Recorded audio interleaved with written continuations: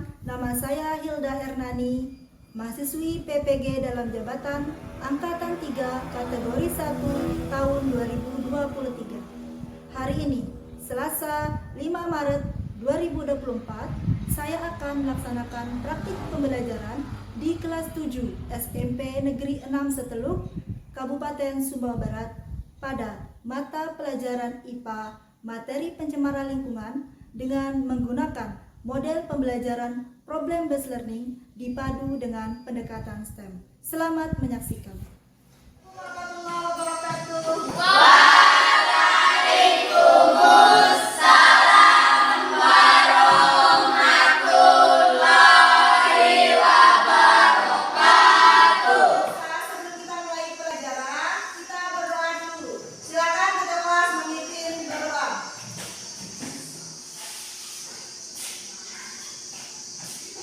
Sebelum kita belajar, marilah kita berdoa bersama. Berdoa mulai. Doa selesai. Sekarang ibu cek kehadiran. Ada sama Ray, kenapa Ray? Abdillah, kenapa Ray? Ada kabar? Sakit. Sakit ya? Oke. Sekarang ibu akan mengajarkan pelajaran kita pada pertemuan sebelumnya tentang apa ya? Pencemaran lingkungan. Siapa yang ingat apa itu pencemaran lingkungan? Saya Ibu. Silakan kita apa? Pencemaran lingkungan adalah lingkungan yang terkontaminasi oleh limbah sehingga menurunkan kualitas lingkungan. Tuh hebat, tepuk tangan. Sekarang itu tanya lagi. Limbah itu dibagi menjadi berapa jenis? Iya. Apa saja? Sampah organik, contohnya sayuran, sisa makanan, bangkai hewan. Ya, sampah organik contohnya bisa makanan ya, kemudian bangkai hewan ya, atau yang berasal dari makhluk hidup. Selanjutnya, jenis yang kedua apa? Limbah? Limbah plastik, botol, dan pakaian. Ya, limbah plastik, botol, pakai itu termasuk limbah apa? Yang ketiga, apa lagi? Limbah apa? B3. Apa limbah B3? Apa? Sampah B3 adalah bahan berbahaya dan baik. Oh, keren Rizky. Limbah, bahan berbahaya dan contohnya apa? Apa? Merkuri, apa lagi? Apa? Pestisida. Pestisida, apa lagi? Lagi satu. Apa? Cyanida. Sianida, hebat Rizky ya. Oke. Nah, sekarang kita masuk ke pelajaran baru. Pelajaran baru pada hari ini adalah tentang pengelolaan sampah organik. Apakah ada yang tahu bahwa sampah organik bisa dimanfaatkan kembali? Apa? Bisa dibuat menjadi pupuk. Ya gitu ya. Jadi sampah ternyata yang sudah kita tidak manfaatkan itu bisa menjadi pupuk. Tetapi untuk menjadi pupuk itu ada caranya dikelola. Nah, itulah yang akan kita pelajari pada hari ini. Baiklah anak-anak, perlu ibu sampaikan bahwa proses pembelajaran kita pada hari ini yaitu menggunakan pembelajaran model problem-based learning. Sebelumnya kita juga pernah menggunakan PBL, tapi kali ini kita akan menggunakan model pembelajaran problem-based learning dipadu dengan pendekatan STEM. Mari perhatikan semuanya ya. Ini adalah tujuan pembelajaran kita pada hari ini, yaitu melalui model PBL dipadu pendekatan STEM, peserta didik dapat merangkum macam-macam teknik dan prosedur pengelolaan sampah organik dengan benar. Yang kedua, menentukan teknik dan prosedur pengelolaan sampah organik dengan tepat. Dan tujuan pembelajaran kita yang ketiga adalah merancang upaya pencegahan pencemaran melalui poster pengelolaan sampah organik secara terstruktur. Nah, kalian perhatikan ya, setiap kalian dalam proses pembelajaran ini, ibu akan menilai bagaimana keaktifannya, kan? Dan pada kegiatan pembelajaran kita di akhir nanti, ibu akan memberikan soal, kalian akan kerjakan bersama dengan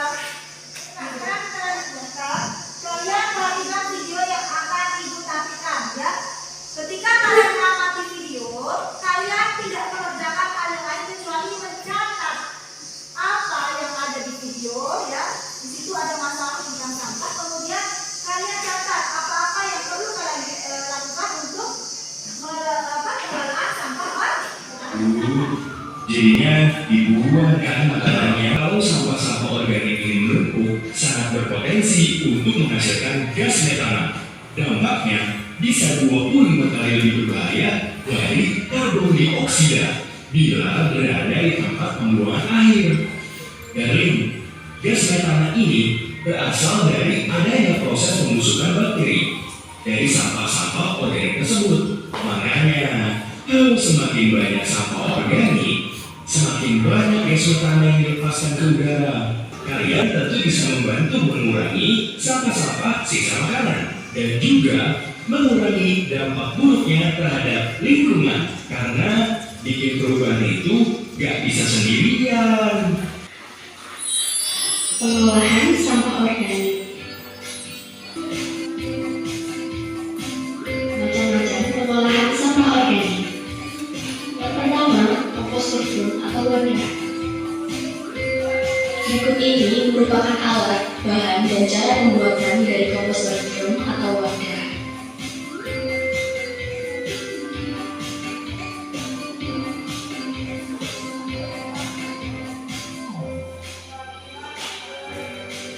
Sampah organik akan menjadi kompos dalam waktu kurang lebih 3-6 minggu, tergantung jenis sampah, ukuran, dan kondisi proses pengomposannya. Kompos yang sudah matang bisa dimanfaatkan sebagai media tanam, dan air yang tertampung di bagian bawah bisa dibuat menjadi pupuk organik cair atau POC. 2. Takakura.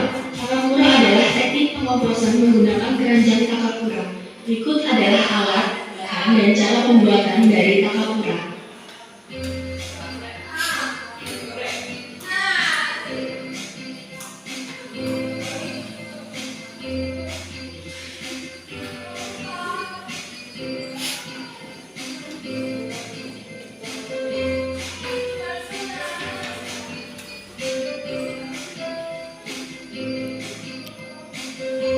Untuk cara pemanenan kompos, yaitu ambil 1/3 bagian, dimatangkan selama 1 minggu, dan ditempatkan di tempat yang tidak terkena sinar matahari. Sedangkan 2/3 bagian lainnya bisa digunakan kembali sebagai starter berikutnya. 3. Bioporing. Berikut adalah alat, bahan, dan cara pembuatan dari bioporing.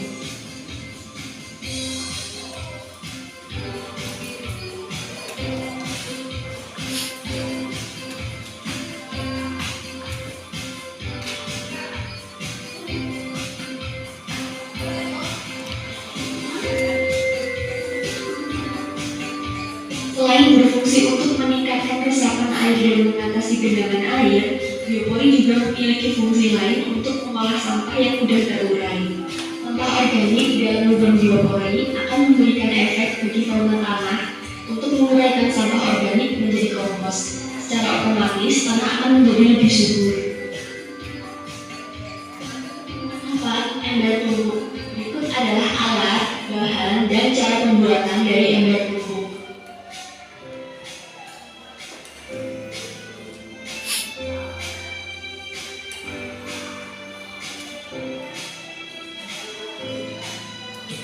Ember tumbuk merupakan suatu alat pembuatan pupuk yang dibuat dengan menyatukan 2 buah ember yang disusun bertingkat.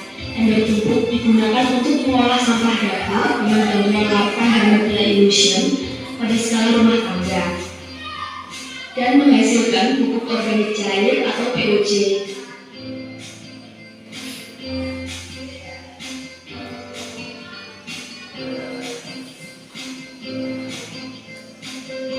Sebelum diaplikasikan ke tanaman, pupuk organik cair atau POC yang sudah jadi dapat dipakai dengan cara diencerkan menjadi 5% atau sekitar 3 sendok makan POC ditambahkan air 1 liter. POC dapat juga disimpan dalam drum tanpa batas kadaluarsa serta dapat digunakan pada musim berikutnya.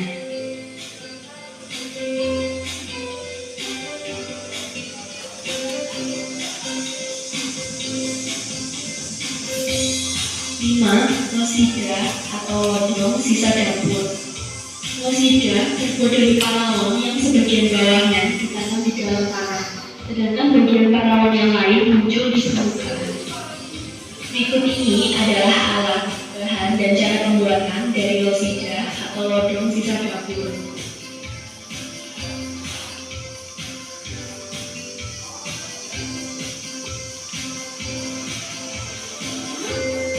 Ekosida adalah cara termudah yang bisa dilakukan untuk mengurangi sampah dari sumbernya dengan cara menanam sebuah pipa di tanah dan sampah organik secara otomatis akan menjadi kompos.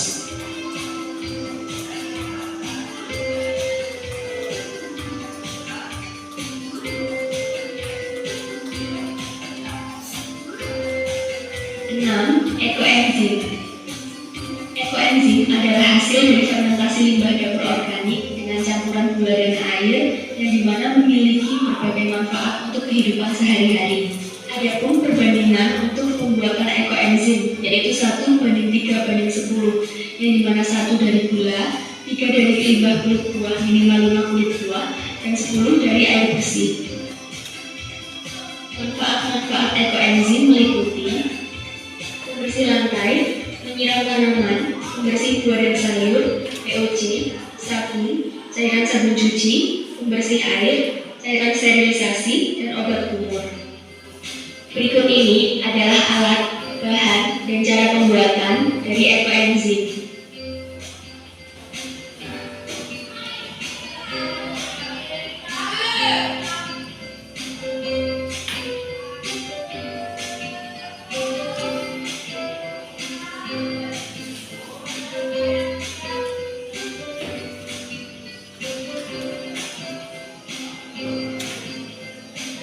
Residu dari hasil fermentasi dapat digunakan lagi untuk produksi baru dengan menambahkan sampah segar. Residu juga bisa dikeringkan, kemudian diblender dan dikubur di dalam tanah sebagai pupuk, sehingga dapat dimanfaatkan sebagai penyubur tanaman di sekitar rumah kita.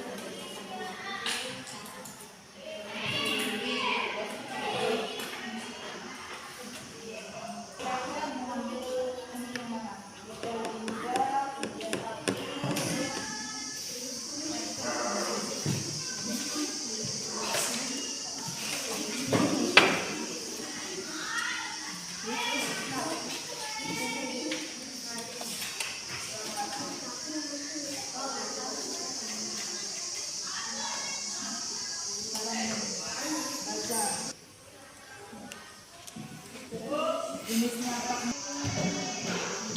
Kasih waktu kerjakan ya.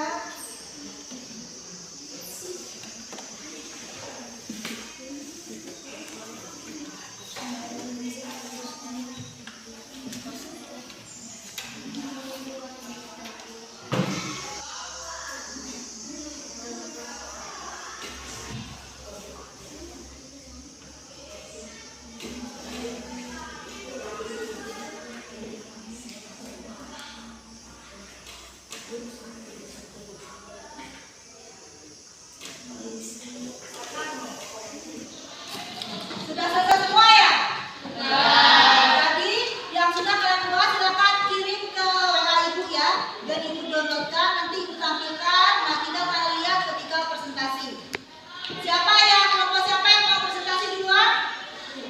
Ya, kelompok 1. Duduk aja ya, kelompok 1, kelompok 2, lalu kelompok 3. Silakan perwakilan kelompok 1 maju presentasi. Ya.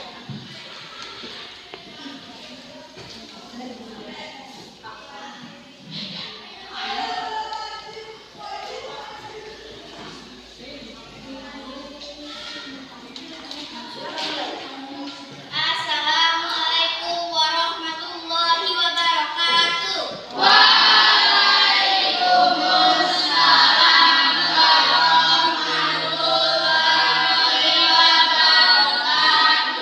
Saya dari kelompok 1 akan mempresentasikan teknik pengolahan sampah organik yang terdiri tentang kompos dan dari grup.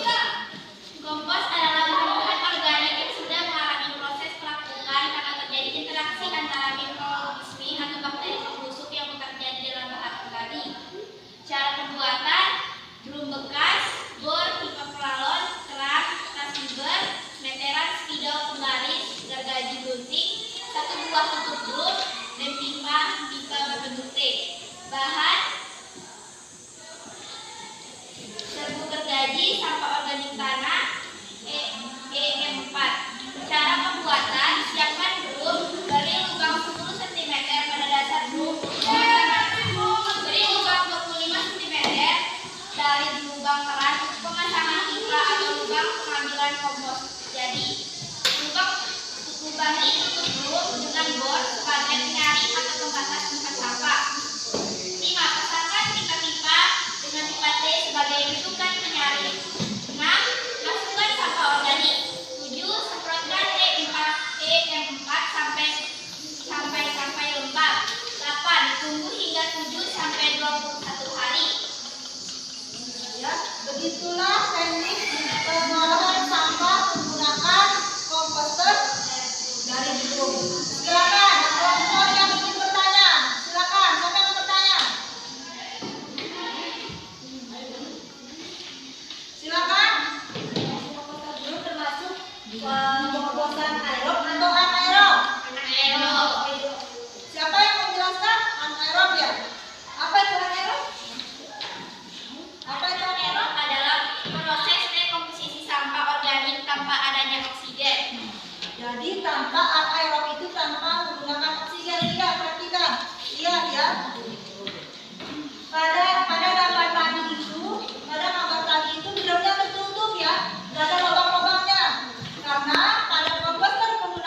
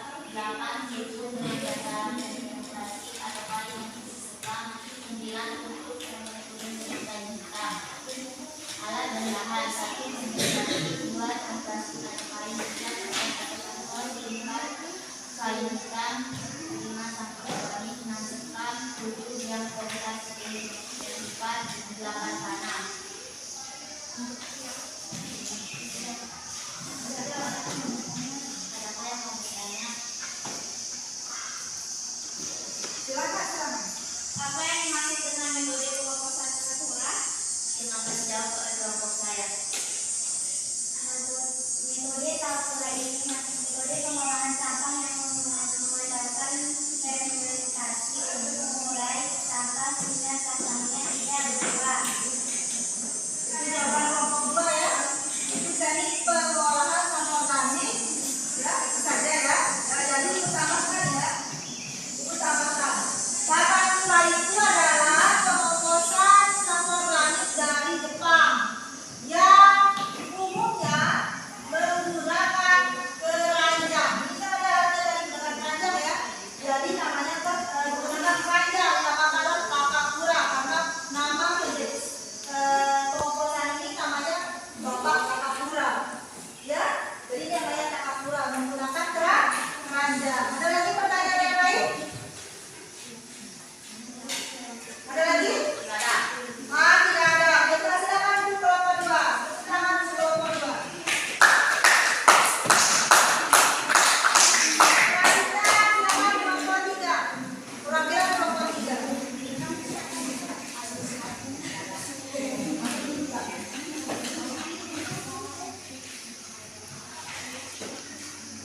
Sebelumnya ya, siapa pertanyaan di kelompok 3 ya tentang biopoli. Siapa pertanyaannya? Silakan.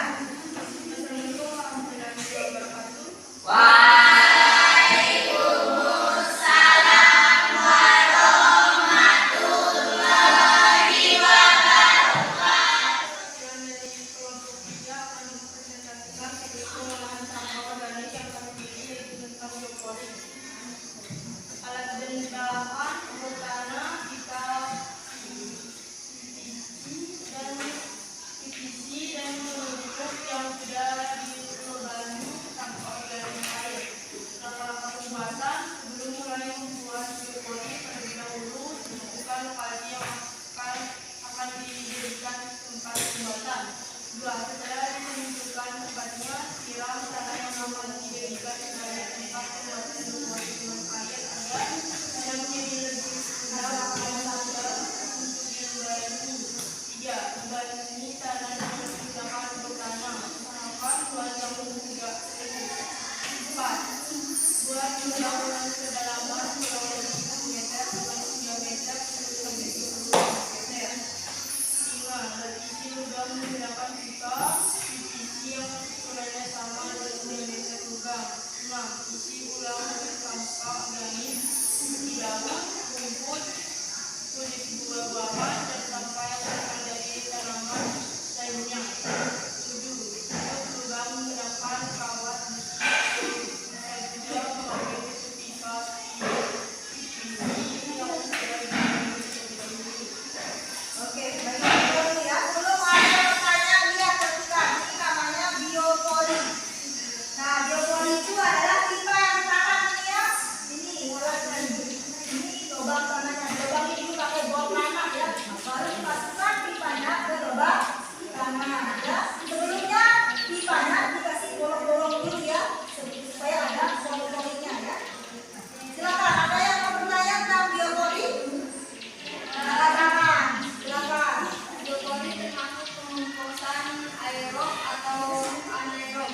Nah, silakan. Biopoli termasuk anaerob atau aerob? Kelompok 3, silakan. Ada yang menjawab? Anaerob adalah proses memerlukan oksigen terdiri dari glikolis, dekarboksilasi, oksidatif, diklutrate, dan transport elektron. Oke, katanya kelompok 3 bahwa biopoli ini menggunakan mikroorganisme yang membutuhkan oksigen. Jadi termasuk golongan aerob. Ada pertanyaan lagi? Empat. Iya, Abdillah terus. Luar biasa. Tepuk tangan buat Abdillah. Silakan Abdillah. Bagaimana cara merawat biopoli? Bagaimana cara merawat biopoli? Kamu apa anggota kelompok? Ya, silakan anggota kelompok.